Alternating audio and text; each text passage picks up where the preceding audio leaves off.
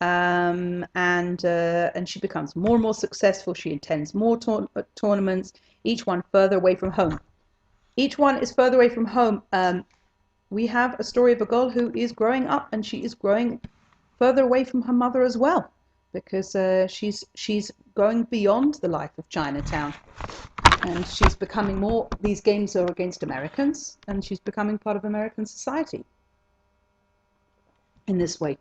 Um, and she has brought honor on Chinatown, and there's the bakery downstairs has a growing collection of trophies in its window, and and a big cake which is dedicated to her. And then she gets more of a better status in the family. She doesn't have to do the dishes anymore, and her brothers have to do her chores. Um, Her brothers become resentful and say, why does she get to play and we do all the work? And her mother explains, is new American rules. So again, we've got an example of her mother understanding that there are certain rules that they have to abide by.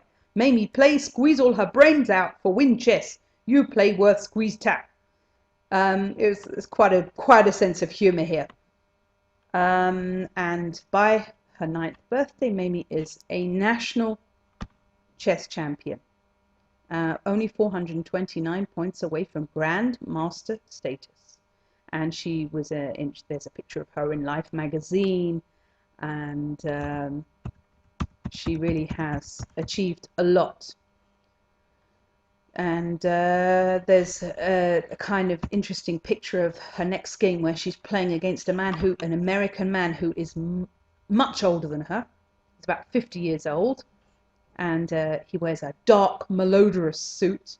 You've got this little, crisply dressed Chinese girl with her neat braids, very young. She's only 9, and she's playing against this old, sweaty American, and she beats him.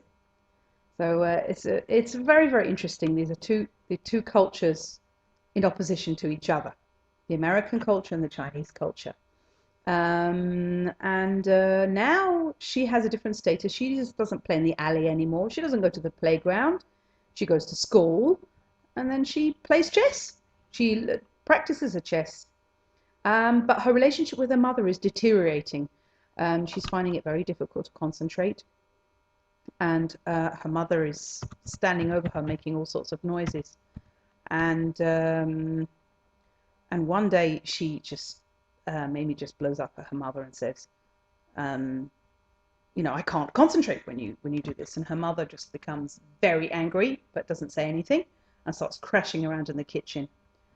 And the more concessions her family make, the more she becomes spoiled. She complains that the bedroom's so noisy, so the brothers now sleep in a bed in the living room. She says she can't finish her rice, that her head didn't work right, all sorts of things. And it's really, she is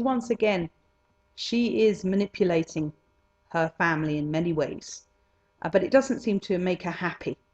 And then there are times when her mother is still coming up on top. Her mother is still the one who is winning everything, because she walks her through the shops in Chinatown on a Saturday morning in the market day and shows off her daughter. And one day, this is when things really get to boiling point. Um, Mamie says to her mother, I wish, I wish you wouldn't do that, telling everyone I'm your daughter. And her mother stops, and she confronts her, and the narrator confronts her back. It's so embarrassing, and her mother says, "Embarrass you, be my daughter." Um, and uh, and then there is a major confrontation. Why do you have to use me to show off? She says to her mother. If you want to show off, then why don't you learn to play chess? So it really is a big confrontation. And this is interesting. My mother's eyes turned into black slits, just like on chess pieces. She had no words for me, just sharp silence. This is the way the Chinese deal with things. They wait, they're patient, they don't show all their emotions. But she knows that she's really, really taken things to an extreme. "Ah, you stupid girl, my mother." And the woman cried. Um, and she now runs away from her mother, and she runs into the alley. And we basically end up in the same scene that we had at the beginning. Things have gone a full circle in the story, where she's looking at the trinkets, and she's passing the strange door, and but she realizes, the narrator, that she has nowhere to go, and she's really reached what we would call checkmate. And in the final scene, she comes home, because really she can't run away from her own mother. And her brother tells her,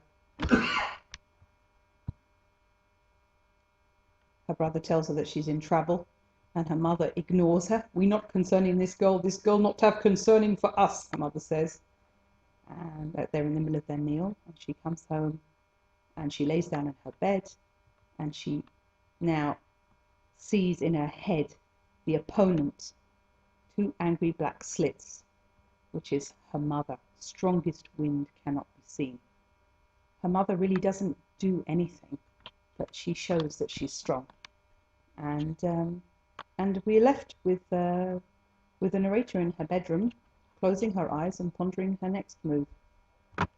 So the story ends with checkmate. We can use our imagination to figure out what happens afterwards.